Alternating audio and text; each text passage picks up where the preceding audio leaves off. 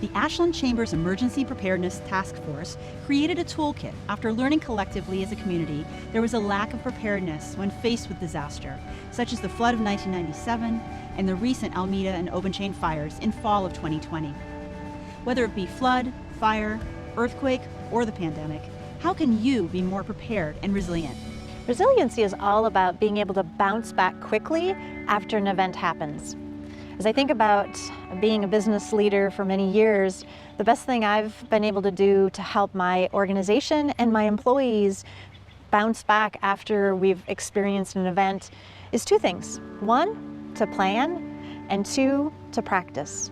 When we plan for events ahead of time, it gives us the ability to think through things while we're not under a lot of stress. And then we practice those plans so that when it actually happens, we have that muscle memory and it's much easier for us to respond. As a first responder, we learned a lot of valuable lessons after the Almeda Fire. We learned that we need to communicate better, that communication is key, planning is key. We learned that we need to have a destination. We can't just tell somebody to evacuate, we need to tell them where to go to evacuate because people aren't going to be in the right state of mind to necessarily make that decision on their own. We're going to do it better as a community next time, and we need your help to do it better. So sign up for NIXL.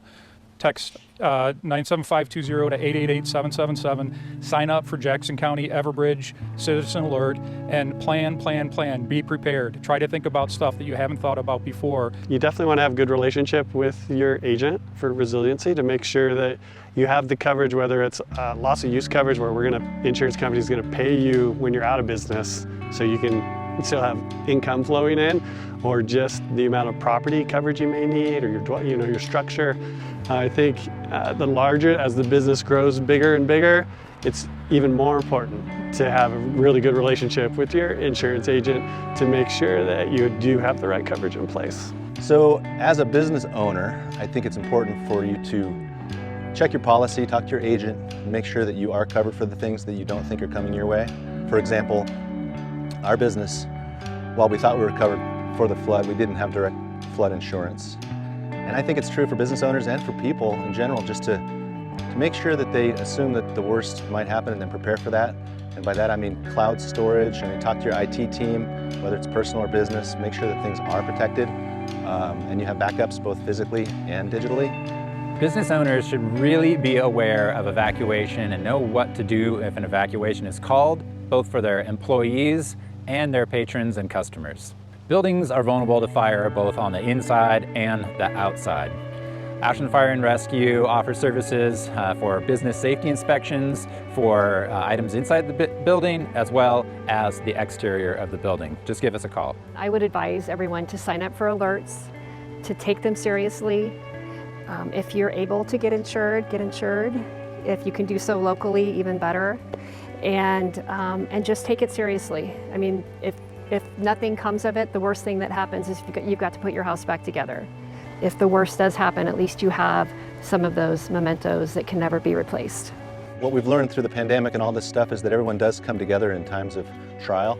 So gain a close friendship and communication with everyone on your block and everyone in your circle, because I think it's been beautiful that everyone's helped each other, and we're going to need communication during times like this. It's overwhelming if you just look at a huge list and all of the things you might have to do or could do.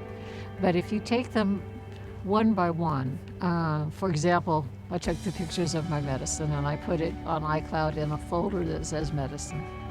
And another time I looked at my mortgage documents, my passport, and those types of things. While I keep them in a metal box that I can carry with me, I also like to have them on the cloud. So learning the technology of doing that, I think is very worthwhile. I really hope that our business leaders and their employees are inspired and empowered to action. We know that preparing and planning and practicing can really take some of that stress away. So encourage our business leaders and all of our people who work in this community to prepare and take that stress down and be ready with those resiliency tools that we have in our toolkit. And I just really think it's important that people go to ashlandchamber.com. There's a link right there. You'll see Preparedness. Click on that and just take 20, 30 minutes to research and do a little bit of homework and get prepared. Be prepared.